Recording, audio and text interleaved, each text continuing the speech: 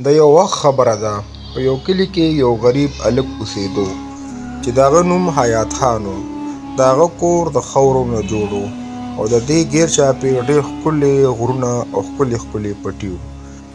حیات خان خپل بوډا مور او پلار سره اوسېدو او روزانه به یې په پټو کې محنت کولو.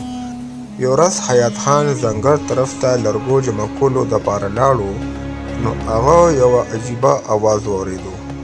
اواز د یو مرغۍ و، خو ده ته په دې اواز کې څه ډېر خاص لذت محسوس شو.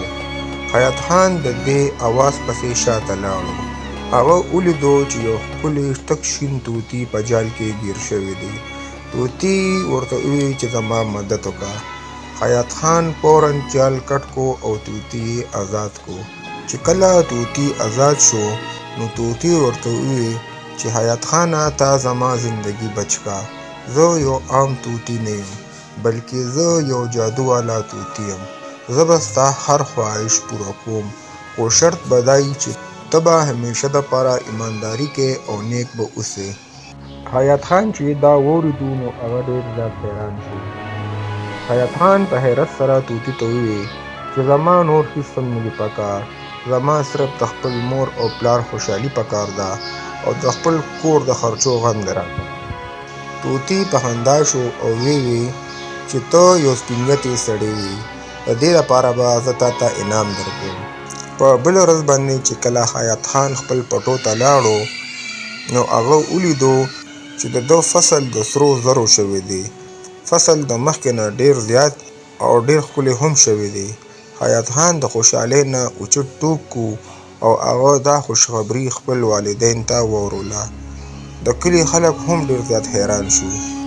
هغې وویل چې اچانک د ده دې پټۍ دومره زیات فصل څنګه وکړو. خو په دې کلي کې یو لالچي سړی اوسېدو چې د هغه نوم ملک خان و. چې کله هغه ته د حیات خان د خوشحالۍ پته ولګېده نو د هغه په زړه کې حسد پیدا شو.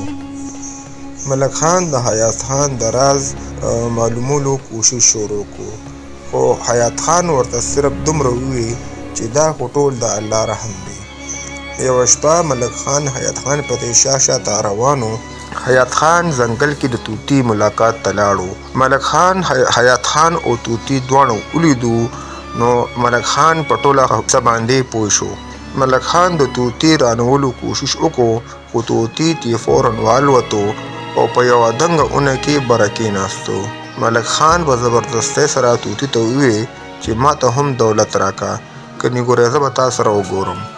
طوطي ورته په غوسه کې وویل چې لالچ انسان ړندوي، تا ته به د خپل لالچ سزا ضرور میلاویږي. په بله ورځ باندې چې ملک خان خپل پټو ته لاړو نو هغه ولیدو چې د هغه ټول فصل وچ شوی دی او د هغه ټول دولت هم ختم شوی دی. هغه چې کله خپل پټو ته وکتو نو ډېر زیات خفه شو او پریشانه شو. هغه حیات خان ته راغو او معافي ترې غوښته. حیات خان ورته وویل چې ته د الله تعالی نه توبه وباسه او محنت کوه، الله تعالی به تا دوباره مالداره کړي. ملک خان ته د خپلې غلطۍ احساس وشو او محنت یې شروع کړو. د جادو طوطي بیا حیات خان ته راغو او ورته وویل چې ته پخپله هم ښه انسان یې او نورو خلکو ته هم سیده لار ښیې. اوس زما وخت راغو، زه واپس خپلې جادویي دنیا ته ځم، خو زما دعاګانې به تا سره همیشه وي. طوطي دا وویل او لاړو په اسمان کې والوتو. حیات خان د خپلې سادګۍ، ایماندارۍ او د محنت د وجې نه په کلي کې یو معزز انسان جوړ شو.